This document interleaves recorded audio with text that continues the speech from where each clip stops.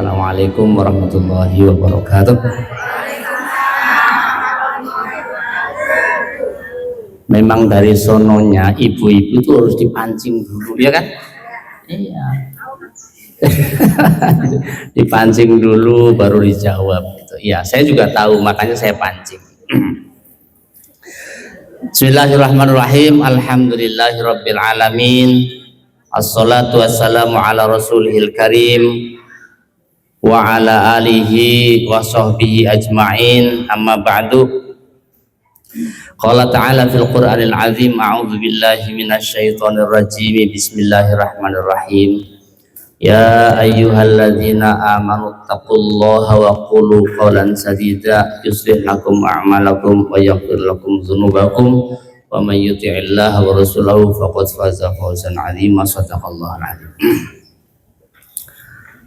Ibu-ibu yang dirahmati Allah Subhanahu wa taala, kaitannya dengan lebaran sudah disampaikan oleh orang sebelumnya, tadi saya dengar jauh-jauh dari saya dengerin. Jadi supaya tidak ada dua kali kata.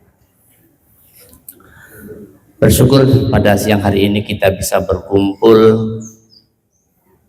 setelah kita masing-masing punya kegiatan. Ada yang pulang kampung, baru hari ini bertemu, ada yang tidak pulang kampung juga ada, ya. Biasanya pulang libur. Ada yang bilang kasihan deh lo nggak pulang. Makanya kita syukuri sama-sama dengan sebentar kita saling memberi pengetahuan atau ilmu bahasa Arabnya untuk kita semua. Yang kedua, salawat serta salam senantiasa semoga Allah limpahkan, surah limpahkan kepada baginda Nabi Muhammad Sallallahu Alaihi Wasallam.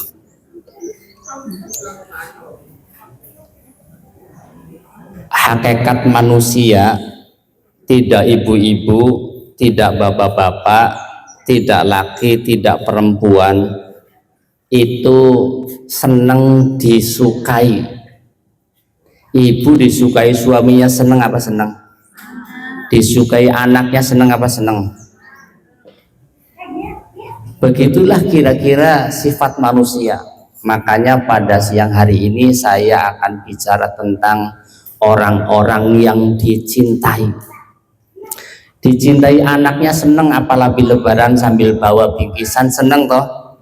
Anak-anak dicintai keluarganya sudah senang, dikasih amplop. Disukai tetangganya juga senang, bahkan ngumpulin, lu dapat berapa? 100.000, kamu 300.000, saya udah gede nggak dapat. Itu senang pada hakikatnya. Jadi siapapun kita disukai itu senang, disukai anak senang, disukai suami senang, disukai tetangganya senang, disukai siapa saja senang. Maka akan terbalik jika tidak disukai, kembali tidak senang. Ibu, bapak yang saya hormati, sekarang saya akan bicara yang disukai oleh Allah Subhanahu wa Ta'ala. Seringkali kita tuh kebalik, disukai anak senang, disukai tetangga senang, disukai suaminya senang, disukai saudaranya senang. Tapi disukai Allah itu kadang-kadang kurang senang. Lantaran apa? Jangan-jangan belum tahu cara bagaimana kita agar disukai oleh Allah Subhanahu wa Ta'ala. Tadi saya dipesan sama istri saya jangan bicara halal bihalal, ya sudah, katanya sudah sering kali. Saya akan bicara tentang orang-orang yang disukai oleh Allah Subhanahu wa Ta'ala. Ada 4 orang yang selalu disukai oleh Allah Subhanahu wa Ta'ala. Yang pertama, orang yang memuliakan Al-Quran. Memuliakan ini ada 2, memuliakan fisiknya, memuliakan makna daripada fisik Al-Quran itu. Kalau memuliakan Al-Quran dari fisiknya ditempatkan yang paling tinggi, nanti bawahnya terjemah, bawahnya tafsir dan seterusnya. Jangan sampai ada menaruh Quran di lemari kita yang paling tinggi, bacaan yang lain, sementara Al-Quran tertumpuk nggak kelihatan. Itu juga tidak disukai oleh Allah Subhanahu wa Ta'ala. Lebih dari itu, ibu-ibu yang dirahmati Allah Subhanahu wa Ta'ala, agar dicintai oleh Allah Subhanahu wa Ta'ala, itu kata Allah, A'udzubillahi minasyaitonirrajim. Bismillahirrahmanirrahim. Wa idza quri'al Qur'anu fastami'u lahu wa ansitu la'allakum turhamun. Ketika Al-Qur'an dibacakan, maka dengarkanlah dan diam. Dengan mendengarkan dan diam, insya Allah Allah pasti akan mencintai, menyayangi kita. Saya akan bikin ilustrasi sedikit supaya ibu-ibu paham. Sekarang zamannya zaman TikTok, zaman YouTube. Dulu orang bisa bikin sayur asem dengan enak itu harus tanya sama orang lain. Sekarang ibu-ibu tinggal klik cara bikin sayur asem. Ibu dengerin tidak? Melihat tidak? Habis itu melakukan tidak? Hasilnya memuaskan? Oke.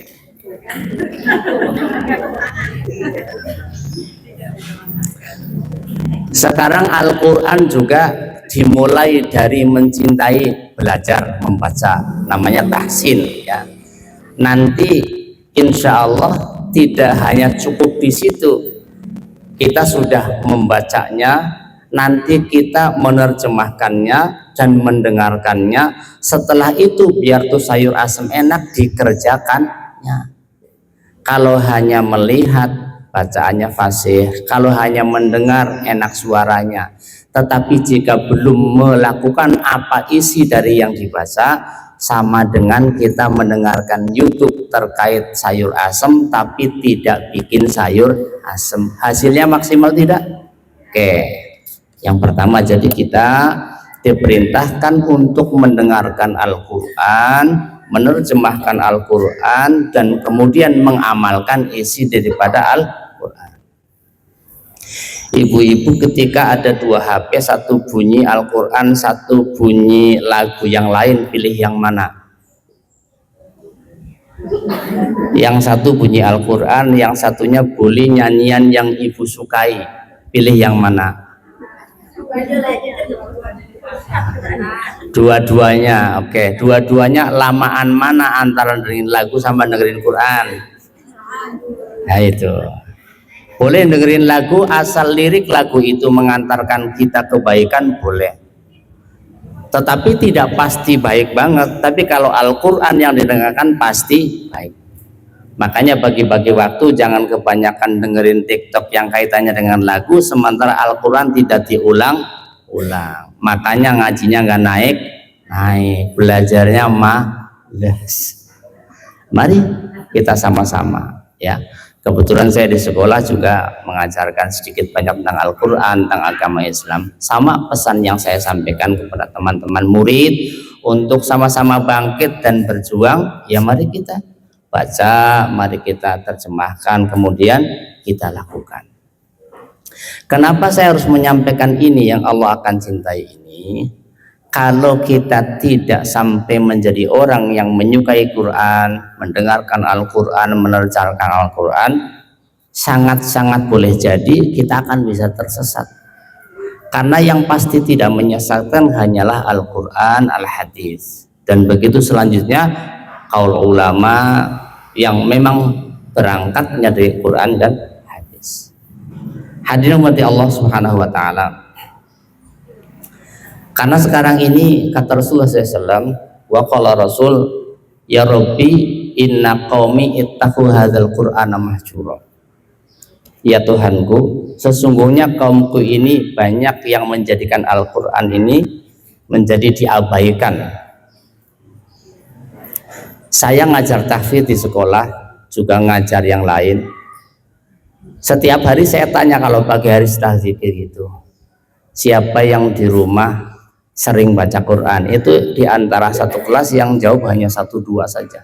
Selebihnya siapa yang tidak pernah membaca HP, tidak ada yang tidak bisa jawab. Dan ini ternyata tidak hanya anak-anak muda ya, orang-orang tua pun seperti itu. Kebanyakan baca HP tetapi sering terjadi Al-Quran kurang diindahkan. Makanya orang yang mengabaikan itu artinya adalah tidak pernah membaca, tidak belajar, tidak mendengarkan, tidak melaksanakan, namanya mengabaikan. Karenanya jika kita seperti itu, agak jauh rasanya Allah bisa mencintai kita. Kira-kira ibu kalau mencintai sesuatu itu sering disebut. Ibu Rudi pengen kulkas baru, belum dibeli, nyebut lagi nggak? Terus kulkas, lama-lama beli tuh. Ada yang pengen jam tangan kuning misalkan, belum dibeli kan ya ngomong lagi.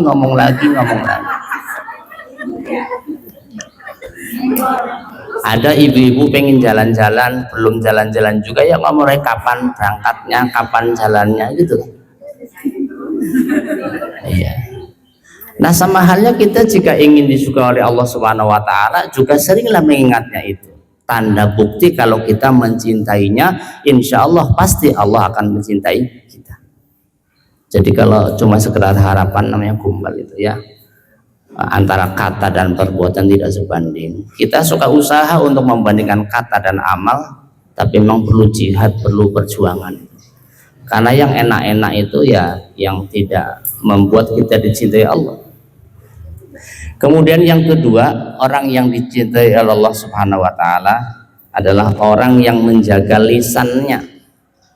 Orang yang menjaga lisannya. Seringkali kita ada kakak dan adik tidak rukun, ada nggak Bu? Nggak usah nengok kanan kiri nanti tersinggung. Jadi ada kakak dengan adik tidak rukun, ada. Bermula dari perkataan. Kenapa bagian saya cuma segini? Kan peninggalannya banyak. Kenapa saya bagian yang pojok? Kan yang tengah lebih bagus. Dari awal perkataan yang tidak dijaga akan muncullah permusuhan adik dan kakak. Ada nggak Maya tetangga sebelahnya nggak rukun? Ada. Karena apa? Kadang salah-salah pleset sedikit ngomong. Tapi omongan yang kepleset ini membuat luka hati tangga sebelah. Mending kalau tetangganya sering ngaji dimaafkan. Kalau jarang ngaji seumur hidup nggak maafin, ya kan? Nah, ini makanya berhati-hatilah untuk menjaga lisan kita. Kalau pisau barangkali mengenakan apa bisa kita obati segera kan? Tapi kalau sudah kata melukai hati, aduh agak sulit itu. Apalagi yang pendendamnya, sekali kau berbuat salah kepadaku, selamanya kita putus. Ada yang gitu kan? Ada. Rasa-rasa dia mau hidup sendirian, padahal tidak pernah orang hidup sendirian, pasti butuh orang lain. Caranya bagaimana ibu-ibu untuk menjaga itu? Hati-hati. Ingatlah, ma yalfidhu min qaulin illa ladaihi raqibun atidun. Tidaklah sesuatu yang kita ucapkan dari lisan kita ini tidak ada satupun yang terselip dari catatan Tuhan. Catatan kadung berteman saja seandainya bisa pun juga dia menghindar dari pertemanan itu kan.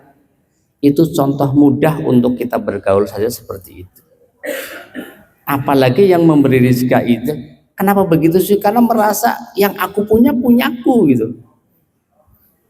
Ibu pernah kehilangan duit 100.000 di jalan gitu, pernah nggak?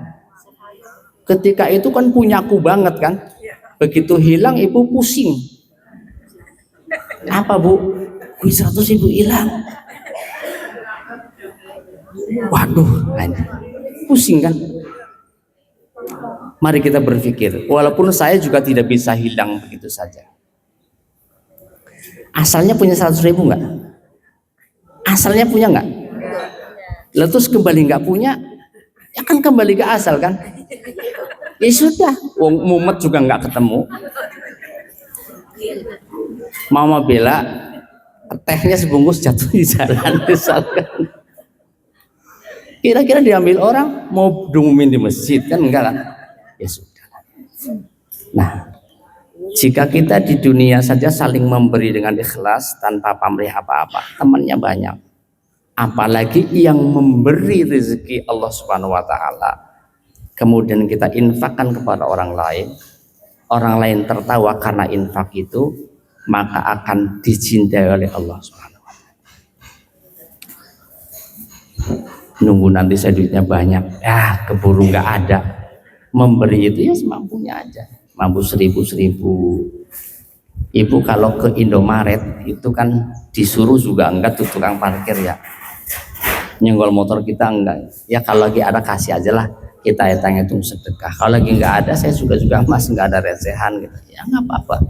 Kemarin saya ke BRI sama istri saya, nggak ada ya terus terang itu orang lain juga lega. Yang membuat orang lain pusing kan diada-adain kan, pura-pura itu. Baik. Jadi tut'imu to'am, memberikan makan. Ini sebenarnya gambaran kecil tut'imu to'am itu. Peduli orang lain. Ya. Kan nggak mesti harus makanan. Uang bagian dari memberikan kepada orang lain. Dan begitu sederetan apapun yang membuat orang lain senang. Ibu punya baju bagus-bagus, nggak kepake, misalkan masih orang butuhan, kasih. Ya, walaupun itu redaksi dasarnya bukan pakaian, memberikan makanan. Karena apa yang diambil makanan? Dasar kehidupan orang itu adalah makan. Tanpa makan kita ngajinya lemes kan? Kebanyakan makan? Sedang-sedang aja.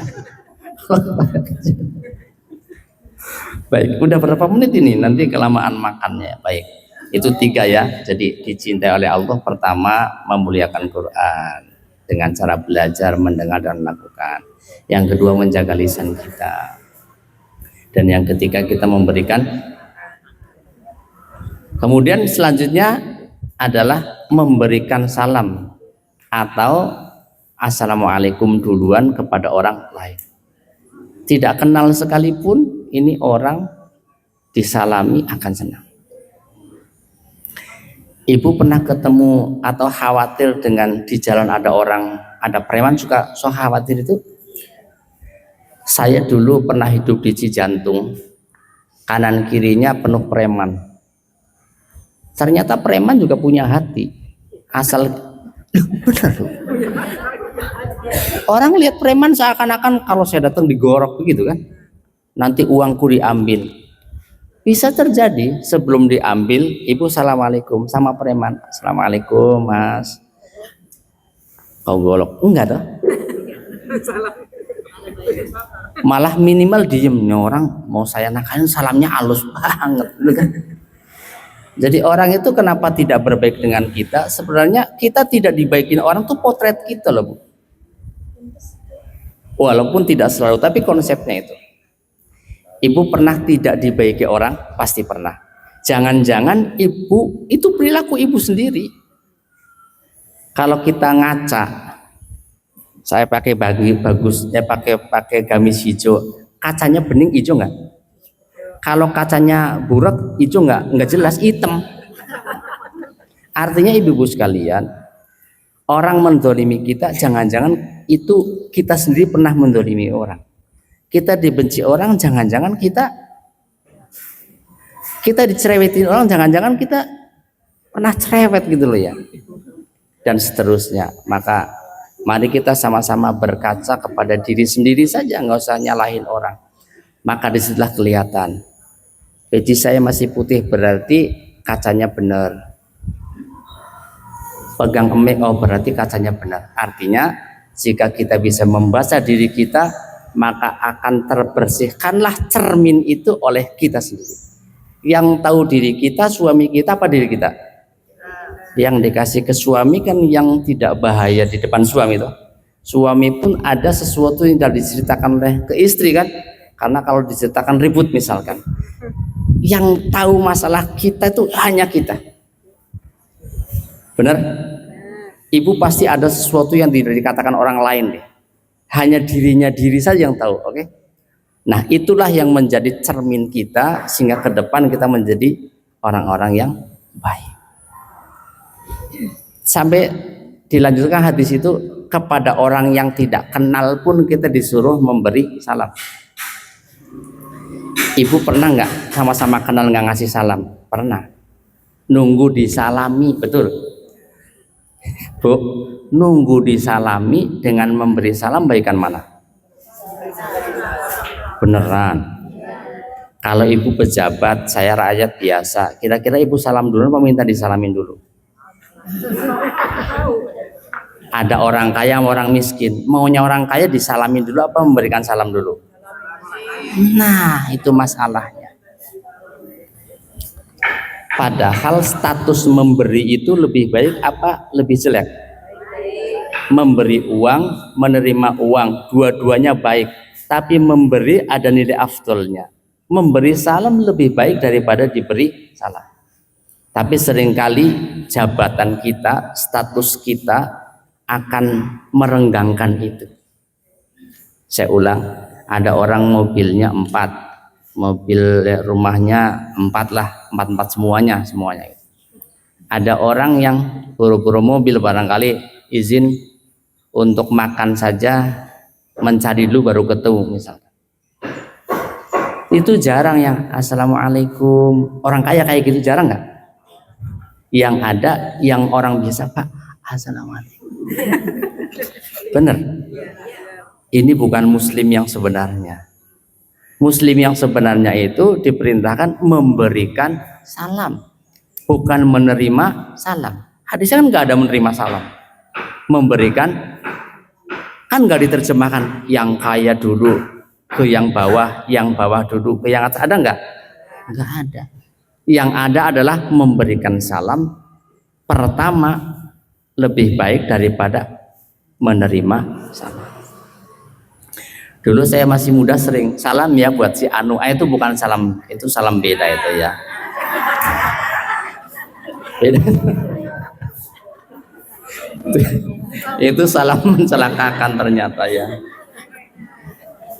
Jadi maksudnya assalamualaikum, itu bukan salam. Salam ya, nah itu beda lagi tuh. Itu artinya aku cinta padanya. Nah itu salam dulu. Itu saja barangkali ibu sekalian yang bisa saya sampaikan. Mudah-mudahan pelan saya menyampaikan ini, karena udah siang, kalau kenceng-kenceng nanti malah jadi nggak jelas. Kalau ada manfaatnya mari kita lakukan, kalau ada salahnya mohon dimaafkan. Hadaniyallahu wa iyyakum ajmain. Assalamualaikum warahmatullahi wabarakatuh.